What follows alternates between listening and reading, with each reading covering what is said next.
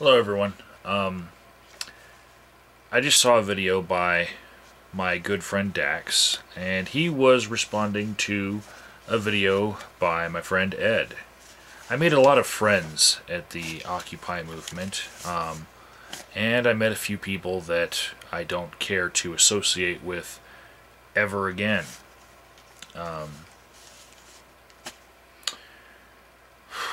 I think what happened to the Occupy movement in Colorado Springs in some ways was unique among all the Occupy movements, but in some ways it was very much what other groups were dealing with.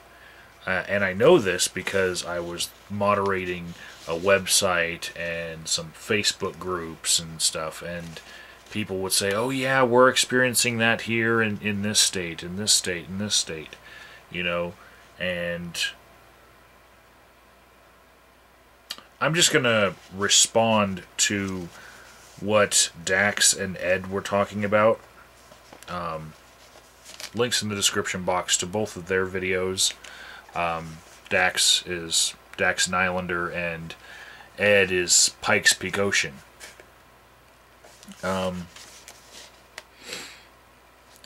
They were trying to put their finger on what was the death of Occupy Colorado Springs. And I think it's good to reflect on things like this. And I already have in a couple of videos. And I will leave links in the description box to that as well. The reason why I wasn't celebrating, for the 1 year anniversary of Occupy. And right now, as I speak, I know that Hurricane Sandy is probably making sure that there is no one occupying Wall Street right now. It's probably flooded.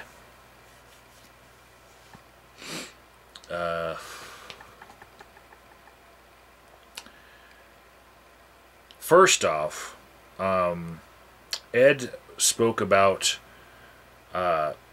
don't let the enemy in, whatever you do. And the Occupy movement, it had this thing about it. The draw that made it gather so many numbers was saying we are the 99%. And if you're the 99% and you're only fighting the 1%, you're going to get a vast, diverse group of people show up. And to say we shouldn't let the enemy in. The Occupy movement was set up to draw in as many people as possible. From as many diverse perspectives as possible. That's what it was set up to do. And that might have been one reason that it failed. And Dax points out that there were 500 different directions. And he said that originally there was one direction. And I agree more with Dax on this. That there were... The problem is, those 500 different directions, when Occupy said, we're the 99%, come join us, it didn't do a good enough job of teaching every person in the movement that we are here to do these things. If you're here to do those things, stay. If not, leave. Get out of our way and not bog us down with all this other baggage of stuff that you want to do. So, yeah, instead, what happened to Occupy was these charters would come out for each different Occupy where they would list things. And the list kept on growing and growing and growing. Every little thing that anyone ever wanted to protest about, because here we have this big group of people and we're here in the beginning. And if we're here in the beginning, maybe we have more of a say than if we join an existing group. And I would say what we experienced was written about in Lord of the Flies, and it's what happens when people think that they can actually get in at the ground floor when something's starting in the beginning. They get cutthroat. They want to take it over because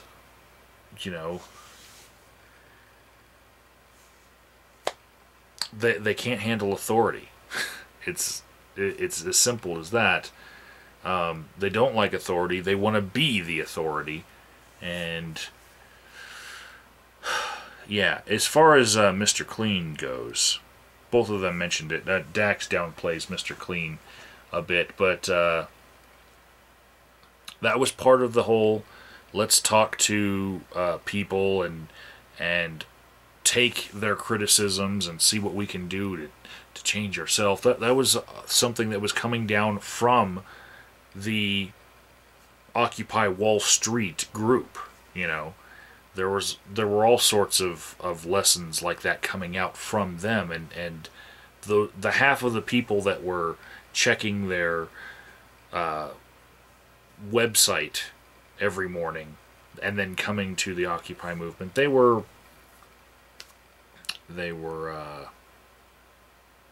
arguing with the half that were saying, no, he's obviously a government plant. If I never hear that again, it'll be too soon. Yeah. And as far as the Tea Party leader, Elliot Fladen, I know that's what Ed is talking about. Elliot Fladen himself, who he runs the Tea Party rallies here every year, just like Jason Wharf runs the Overgrow the Government 420 festival every April 20th in Washington, D.C. And Elliot Fladen could have been a great teaching opportunity, especially because there are a lot of similarities between the central reasons why Occupy started and the Tea Party started. And then both of them got co-opted by other interests. And I know Dax said that he doesn't like the word co-opted, but they both did. One went one direction, the other went the other. They're basically puppets for existing movements that have been there already and probably will be there long after both the Tea Party and Occupy aren't ever mentioned in the news again. And there were all sorts of other movements that happened before them, like Move On and Progress Now, and all sorts of things where the movement is very popular for a couple months and then peters out. Now, I've talked about this before, but Ed's pointing towards Elliot Fladen's just showing up at a GA and saying, I want to talk. And I've put that video up on YouTube, that entire talk that he had at a GA, where people were willing to hear him out.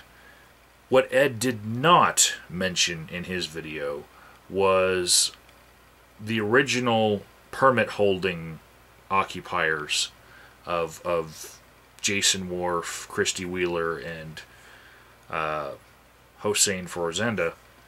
They got Mike Haller to speak. And Mike Haller was from the Tea Party Express. And he spoke about the Constitution. And even he pointed out the similarities between the Tea Party and Occupy. But see, that was in the very inception of it. It wasn't like down the road a couple months later where everybody was trying to co-opt it, and it was becoming more and more just another vehicle for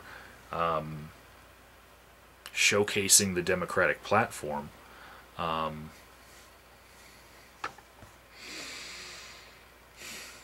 And Ed in particular he does not like the medical marijuana protesters that were involved in the movement, and I made a lot of friends among them. And what I noticed after Occupy is that the medical marijuana protesters continued to stick together because they were already a network of protesters before Occupy, and they're going to be that after. And they show up in force to support people who are going to jail for things that should probably be legal anyway. You know, they had an existing network, and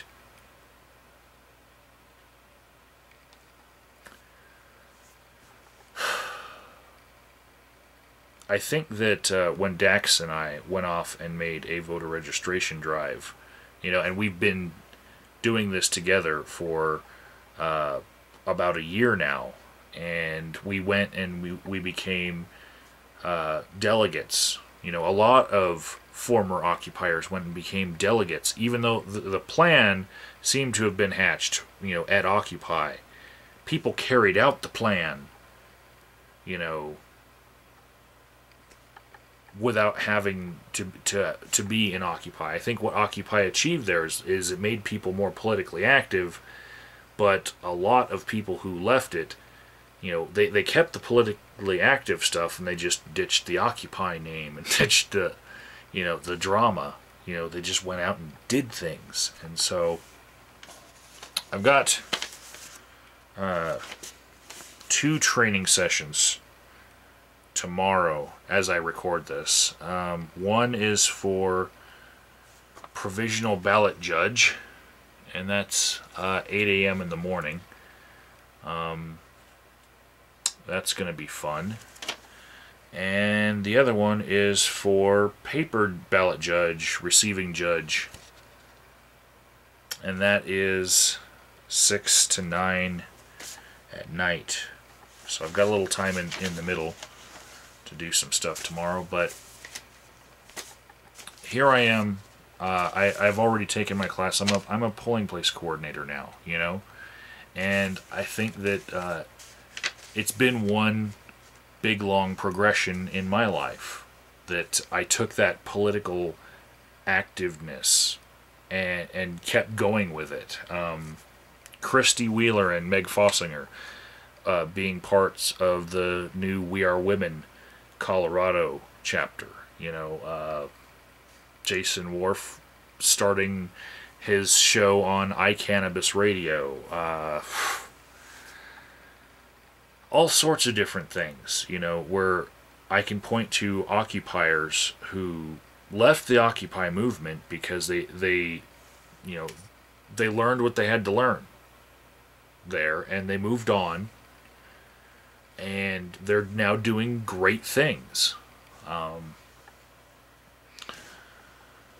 I would like to think that Ed is taking his position as a union steward very seriously now.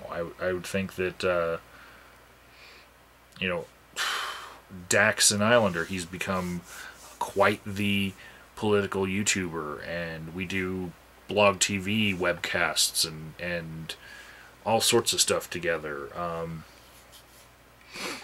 Yeah, there's so many people who left Occupy and continue to do great things.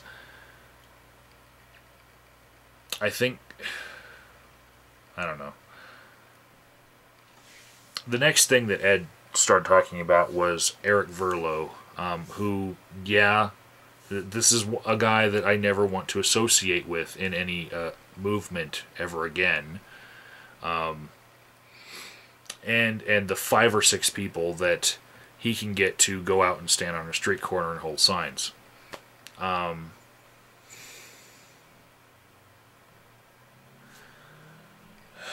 Yeah, recently Eric Verlo wore a clown nose to city council to tell them that they were a circus in the open mic portion of the city council meetings. And then the next city council meeting, he saw that the city desk reporter, Daniel Chacon, wasn't there, and so he asked the city council, who he had insulted just the previous city council meeting, he asked city council to censure the Gazette that Daniel Chacon writes for, because Daniel Chacon has not been portraying them in a positive light. And they put the smack down on that talk and said that they do not want to operate like communist China and try to quell freedom of speech or freedom of press. So, yeah, and the way that he tried to start a fight between them and the Gazette, you know, like, are you guys fools? Do you think that you're foolish? What you're doing here is foolish? It reminded me very much of myself when I was 11 years old. My stepmother did not want me to have dessert because I did not finish all my vegetables, and so I waited until she went into the back bedroom, and then I went and asked my dad in the living room, and he said of course I could have dessert. And then when I went and got it, this huge fight started between my father and my stepmother, and then they realized that I was the one who picked it, and then they came down on me. That's what that reminded me of. And you can find video of that, by the way, on springsgov.com. Eric always brings the circus with him, whether or not he has the clown nose.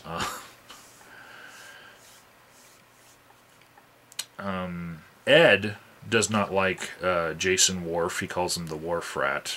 Jason was in a very odd place because our Occupy protest, it had a permit, and Jason was the one who was enforcing the requirements of having that permit. You know, we had a permitted protest, and if any things that were against the rules of the city, anything illegal happened at the protest, then it came down on the permit holders. And it wasn't so much that Jason, you know, I think wanted to be in charge of everyone. In fact, he had enough of people complaining that he was the man, and he left. And, you know, he was only quote-unquote in charge for a month, but his name just kept on being brought up because he was trying to keep the permit. And I think it was the permit issue itself, whether or not to have a permit, because, you know, occupying is supposed to be something that's illegal. You're not supposed to, like, ask for permission to protest against the people that you're protesting for. But I think that he was just put in a very weird position, and he's used to a very much more organized protest coming from the medical marijuana community, which are still active, and I think we can learn from, because they still go out and protest, and Occupy at most has a handful of people with signs 1 hour out of the week whenever Eric Verlo needs a photo op for something that he wants to write for in his blog. So, yeah. Ed also brought up Jack. You guys might remember Jack from my video about OccuCar and how it was towed away.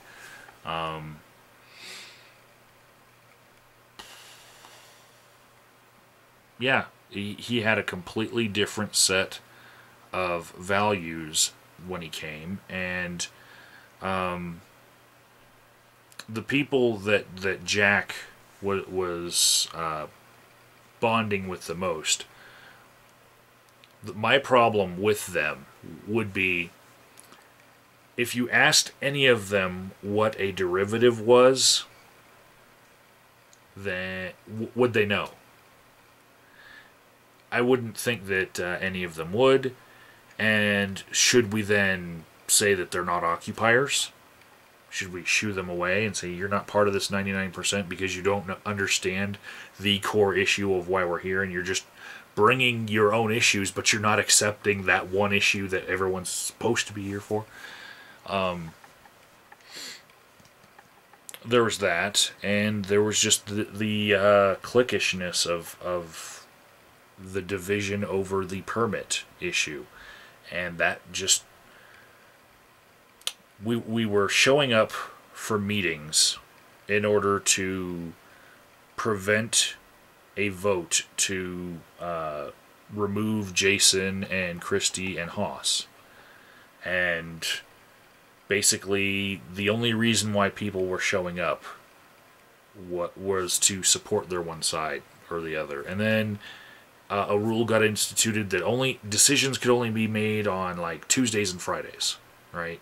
Those were the two voting nights. So that's like having a truce on every other day, because people were basically, trying to blindside people and show up with, a whole bunch of members at one GA where they knew that the other members were going to be off doing something because they had, lives outside of Occupy, and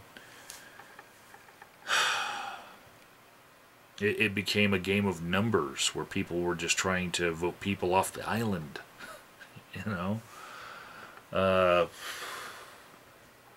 It's so good to be from, let me tell you.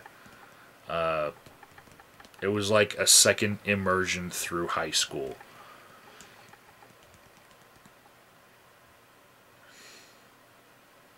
I think I've touched on all of that stuff, but that Ed and Dax were talking about, I still think that if you haven't watched their videos, links in the description box to all of that stuff.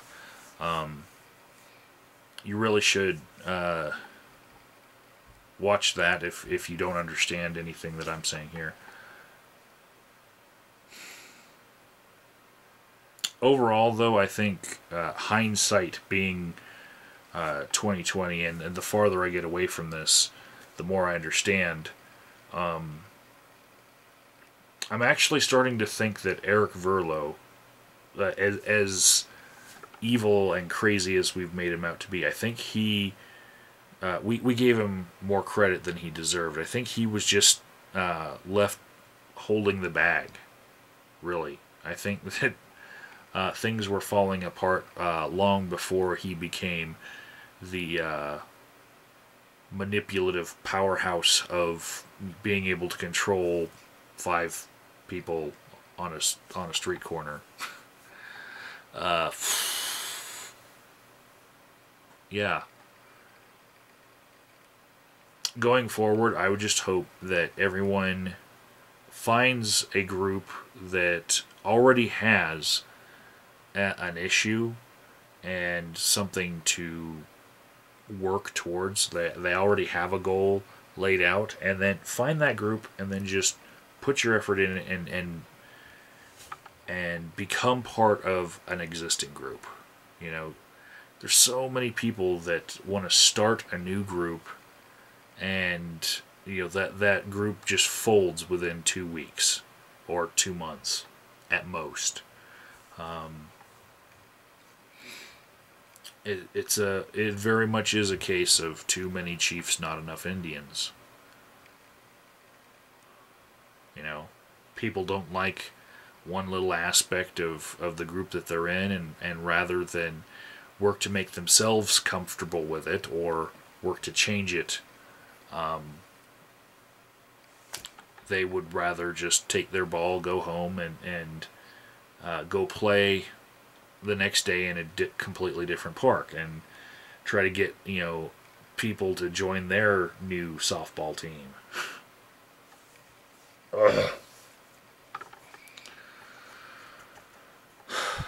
So what I want people to do is find an existing group and join that, and give them a good portion of your effort and try to get something done. I know I have, and although I did start a new thing with our voter registration drive, I think we're modeling it after groups that are more timeless than the Tea Party, Move On, Progress Now, Occupy. things like the ACLU. You know, they're there to support whatever movement comes along, but I don't think they're ever going to go away. And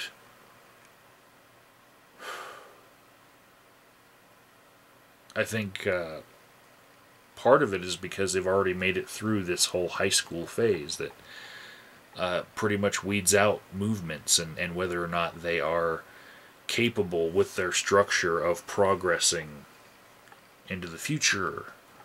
Because, yeah, if you're going to have an open general assembly where people can come in and just completely change what your movement is about, you don't really have a structure that is viable for getting anything done.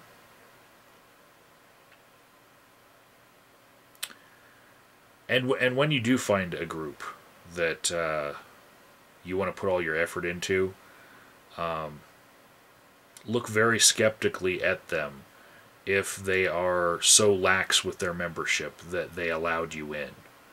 And maybe appreciate that they allowed you in if you are like me and realize that you're not the bee's knees and the big shit. You are, you know, just one person, and maybe should leave your delusions of grandeur that you're going to be the leader of some awesome movement at home and just go out and do some good work. So I'm going to get some sleep, wake up, and learn how to be a provisional ballot judge.